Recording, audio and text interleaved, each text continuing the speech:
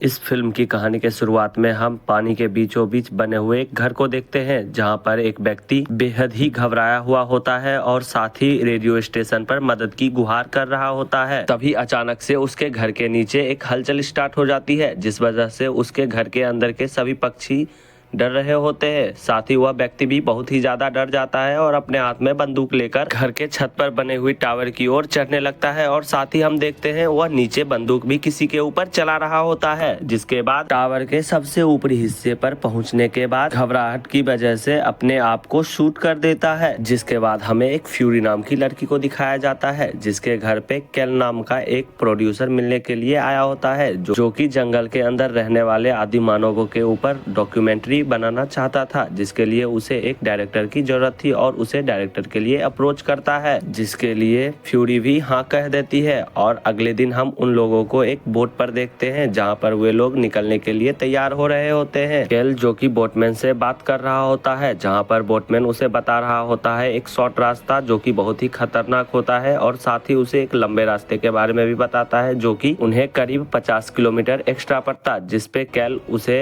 कहता है कि हम लोग ज्यादा दूर से जाएंगे लेकिन सेफ रास्ते से होते हुए जाएंगे। जिसके बाद हम देखते हैं उन सभी लोगों को आदि मानव के ठिकाने की ओर निकल पड़ते हैं। जिसके बाद उन लोगों ने फिल्मिंग भी स्टार्ट कर दी होती है और फिल्मिंग के दौरान कहते हैं वे एक विलुप्त हो गए आदि मानव के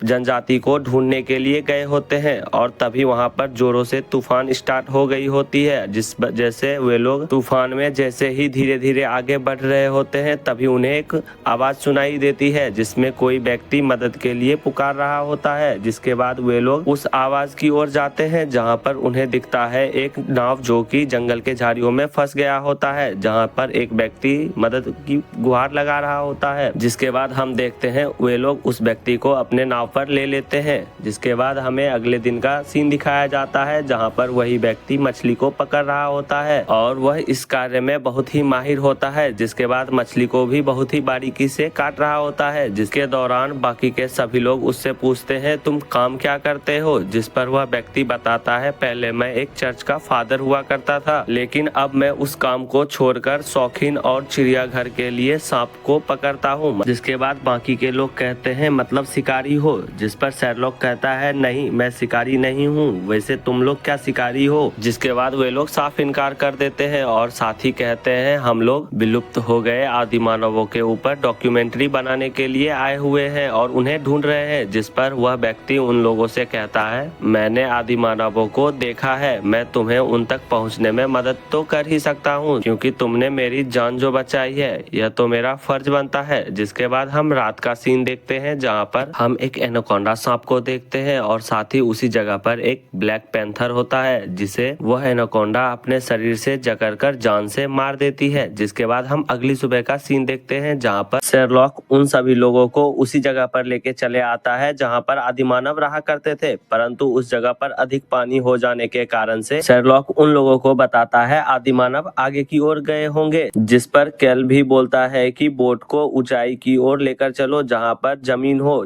क्योंकि आदि मानव पानी से बचकर उसी ओर गए होंगे। और फिर हम रात का सीन देखते हैं, जहां पर एक लड़का और एक लड़की नाव से उतरकर जंगल में जाते हैं, क्योंकि उन्हें जंगल में हो रही आवाजों का साउंड रिकॉर्ड करना था और साथ ही वह जंगल में मंगल स्टार्ट करने ही वाले होते हैं। तभी हम देखते हैं अचानक से उन पर किसी ने हमला कर दिया होता है और वे लोग अपनी जान को बचाकर भाग रहे होते हैं। तभी सामने से शेरलॉक आकर बंदूक चलाता है। जिसके बाद इधर कैल के साथ साथ उसके सभी साथी घबरा जाते हैं और जैसे ही लाइट जलाते हैं हम देखते हैं शेरलॉक उन दोनों को बचाकर अपने साथ ले आ रहा होता है और साथ ही उसने जंगली सुअर को मार गिराया था और उनसे उन दोनों का जान बचाया होता है। जिसके बाद हम देखते हैं फिर से अगली सुबह का, जहां पर वे लोग आगे बढ़ ही रहे होते हैं। तभी अचानक से उनके नाव का जो रस्सी था वो नीचे पत्थर में कहीं पर अटक जाता है, जिस पर कैल नीचे जाकर उस रस्सी को छुड़ाने का फैसला करता है। और जैसे ही कैल बोट से नीचे उतरता है और रस्सी को छुड़ा ही रहा होता है तभी हम देखते हैं उसका दम घुटने लगता है, जिस वजह से वह किसी प्रकार ऊपर आता है और कैल को उस हालत में देखकर उसके सभी दोस्त जल्दी से उसे नाव के ऊपर लाते हैं, जिस पर हम देखते हैं कैल की सांसें रुक चुकी है। अब वह सांस नहीं ले पा रहा होता है, जिस पर शेरलॉक तभी एक पेन लेता है और उसका नीडल निकालकर उसके गले में चाकू से खोलकर पेन को डाल देता है, जिस वजह से उसकी सांसें चलने लगती है। अब शेरलॉक बाकी के सभी लोगों से कहता है अब हमें वापस चलना पड़ेगा, नहीं तो हम प्रोफेसर की जान को नहीं बचा पाएंगे। जिसके बाद वे लोग जाने को तैयार हो जाते हैं और जैसे ही बोट को वापस मोड़ रहे होते हैं तभी शेरलॉक उन लोगों से कहता है अगर हम वापस इसी रास्ते से गए तो हमें फिर से 2 दिन लगेंगे। जंगल के बीच से होकर कर एक शॉर्ट रास्ता है जिससे हम 50 किलोमीटर तक की दूरी बचा सकते हैं। जिस पर पहले तो वे सभी लोग घबराते हैं क्योंकि वे लोग जानते थे वह रास्ता खतरे से खाली नहीं है, लेकिन उनके पास प्रोफेसर की जान बचाने के लिए कोई दूसरा रास्ता भी नहीं था, जिस वजह से वे लोग उस रास्ते से जाने का निर्णय करते हैं। और तभी हम आगे देखते हैं कुछ दूर जाने के बाद उनके सामने पानी में बनी हुई पुल आ जाती है, जिससे उनका रास्ता ब्लॉक हो रहा होता है। लड़की एक बार फिर से घबराती है और कहती है किसी न किसी वजह से ही लोगों ने इस रास्ते को ब्लॉक किया होता है। जिस पर शेरलॉक कहता है अगर तुम कहो तो हम वापस जा सकते हैं, परंतु 2 दिन लगेंगे, लेकिन अगर तुम मुझे 10 मिनट दो तो मैं इस रास्ते को क्लियर कर सकता हूँ। जिसके बाद हम देखते हैं कुछ देर तो वो घबराती है परंतु वह हामी भर देती है। जिसके बाद शेरलॉक उनके बोट के एक व्यक्ति को अपने साथ करता है और उस ब्रिज में जगह जगह पर डायनामाइट लगाना स्टार्ट कर देता है। लगाने के बाद वे लोग वहाँ पर ग्रेनाइट के मदद से जोरदार धमाका करते हैं और उस धमाके के दरमियान उस पुल पर से छोटे छोटे सांप उड़ करके उनके बोट के ऊपर आ गए होते हैं, जिस वजह से वे लोग घबरा गए होते हैं, परंतु किसी प्रकार से वे सभी सांपों को उस अपने बोट से नीचे उतार आगे की ओर बढ़ जाते हैं। जिसके बाद वे लोग उसी जगह पर पहुंचते हैं जहां पर हमने स्टार्टिंग में देखा था कि एक व्यक्ति ने सुसाइड कर लिया था। वे सभी लोग वहां पर आवाज लगाते हैं परंतु किसी का आंसर नहीं आने के बाद वे लोग वहां पर जाने का फैसला करते हैं, जिसमें शेरलॉक अपने साथ मैथ्यू को ले जाने का फैसला करता है जो कि बोटमैन था, जिनके पीछे डैनी भी कैमरा लेकर जाता है। जहां पर हम देखते हैं शेरलॉक वहां से कुछ ग्रेनाइट्स को अपने साथ लेकर आता है, जिसमें वह डैनी की मदद लेकर उस ग्रेनाइट को लेकर बोट की ओर बढ़ता है और साथ ही मैथ्यू को भी आवाज देता है कि वापस चलो। जहां पर हम देखते हैं मैथ्यू को एनाकोंडा ने जकड़ लिया होता है और उसे जकड़ने के बाद जान से मार देता है। वहीं पर हम देखते हैं इन लोगों को कुछ पता नहीं चलता और ये सभी लोग बोट पर पहुंच जाते हैं। जिसके बाद सभी लोग घबरा गए होते हैं क्योंकि मैथ्यू बहुत देर हो गया था वापस बोट पर नहीं आया होता है। डैनी उसे दोबारा ढूंढने के लिए भी जाता है परंतु मैथ्यू उसे कहीं भी नहीं मिलता है। जिसके बाद हम देखते हैं उन सभी लोगों ने मैथ्यू के लिए रात भर वहीं पर रुकने का फैसला करते हैं। जिसके बाद वे लोग लाइट जलाकर रात भर वहीं रुकते हैं और उसकी कोई खबर न होने की वजह से वे लोग आगे बढ़ने का फैसला करते हैं। और हम देखते हैं अब सैटर्न ने बंदर का शिकार किया होता है, जिस पर लड़की पूछती है तुम ऐसा क्यों कर रहे हो। तब सैटर्न जवाब देता है एनाकोंडा का शिकार करने के लिए यह सब कर रहा है। जिस पर वह गुस्सा होती है परंतु सभी लोग उसका ही साथ दे रहे थे और साथ ही गैरी भी सैटर्न का ही साथ दे रहा था क्योंकि कैल के बीमार हो जाने के बाद वे लोग आदि मानवों के ऊपर डॉक्यूमेंट्री नहीं बना पा सकते थे क्योंकि वे लोग वापस जा रहे थे। तो उसने सोचा क्यों ना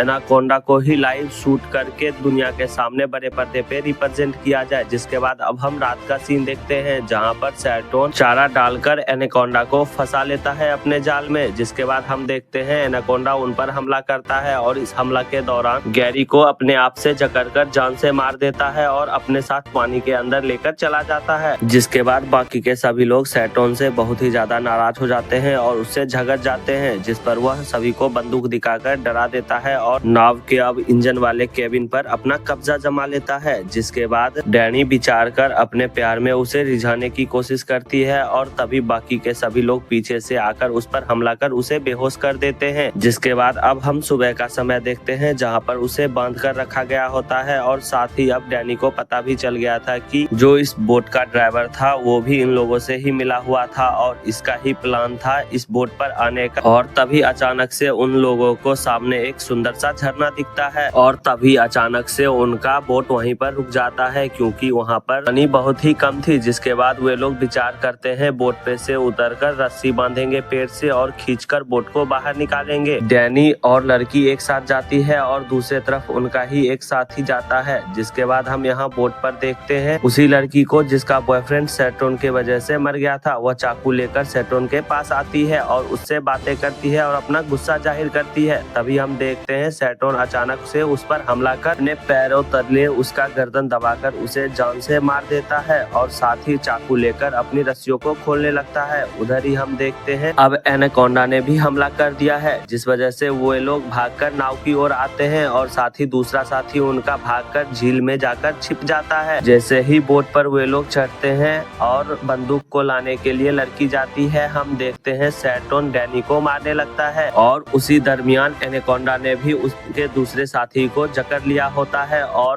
पेड़ टूट जाने की वजह से पेड़ उनके नाव पर गिर जाती है और वे सभी लोग पानी में गिर जाते हैं। जिसके बाद अब हम देखते हैं लड़की और डैनी दोनों बोट की ओर तैरकर आ रहे होते हैं। लड़की बोट पर चढ़ जाती है और जैसे ही डैनी चढ़ने वाला होता है तभी उसे भी एनाकोंडा जोरों से जकड़ लेता है, जिस पर वह लड़की बंदूक से हमला कर उस एनाकोंडा को जख्मी कर वहां से भगा देती है और डैनी को अपने बोट पर ले लेती है। और उसी दौरान हम देखते हैं सेट्रोन जो कि बहुत ही ज्यादा गुस्से में आकर के उस लड़की को मारने ही वाला होता है। तभी कैल बाहर आता है और सेट्रोन को पीछे से बेहोशी का इंजेक्शन डाल देता है, जिसके बाद डैनी भी उसे मुक्का मार पानी में गिरा देता है। अब हम देखते हैं डैनी और साथ ही वो लड़की दोनों किसी टूटे हुए घर के पास पहुंचते हैं जहां से उन्हें उम्मीद होता है कि उन्हें कुछ तेल मिल जाए जिस वजह से वह घर वापस जा सके। अंदर जाते ही उन्हें पेट्रोल का कैन मिलता है और जैसे ही वो पेट्रोल की कैन की ओर बढ़ते हैं तभी उनके पीछे से सेट्रोन हमला कर उन लोगों को बेहोश कर बंदी बना देता है और साथ ही बंदर का खून उनके ऊपर डालकर उन दोनों को एनाकोंडा के चारा के रूप में प्रयोग करता है। और तभी हम देखते हैं एनाकोंडा भी वहां पर आ गया होता है। जैसे ही एनाकोंडा उन लोगों को जकड़ कर खाने ही वाला होता है तभी उन लोगों को एनाकोंडा के साथ ही जाल में सेट्रोन फंसा लेता है। और अब हम देखते हैं एनाकोंडा जाल से किसी प्रकार आजाद हो गया होता है और वह सेट्रोन की ओर ही हमला करता है और सेट्रोन को निकल जाता है। जिसके बाद इन लोगों के पीछे एक बार फिर से एनाकोंडा पड़ जाता है और किसी प्रकार ये लोग भागकर चिमनी के अंदर जाते हैं और लड़की चिमनी के ऊपर चढ़ने लगती है और पीछे से हम देखते हैं डैनी जो कि पेट्रोल का इस्तेमाल कर चिमनी में आग लगा देता है और इसी के साथ चिमनी भी टूट जाती है। और हम देखते हैं अब एनाकोंडा के अंदर आग लग गया होता है और एनाकोंडा अब भी लड़की का पीछा ही कर रहा होता है। तभी हम देखते हैं डैनी जो कि अब एनाकोंडा को कुल्हाड़ी की मदद से जान से मार देने में सफल हो जाता है। और अब हम इधर देखते हैं कैल की भी हालत ठीक हो रही होती है और तभी हम देखते हैं उन लोगों को वे आदि मानव भी दिख जाते हैं जिनकी तलाश में वे लोग यहाँ तक आए होते हैं। जिसके बाद अब वे लोग डॉक्यूमेंट्री बना लेते हैं और इसी के साथ ये मूवी यहीं पर समाप्त हो जाती है। अगर आपको इस मूवी की एक्सप्लेनेशन अच्छी लगी है और यहाँ तक वीडियो देख रहे हैं तो प्लीज चैनल को सब्सक्राइब कर ले, जिस वजह से अगर नेक्स्ट जो भी वीडियो आती है सबसे पहले आप तक पहुँच जाए।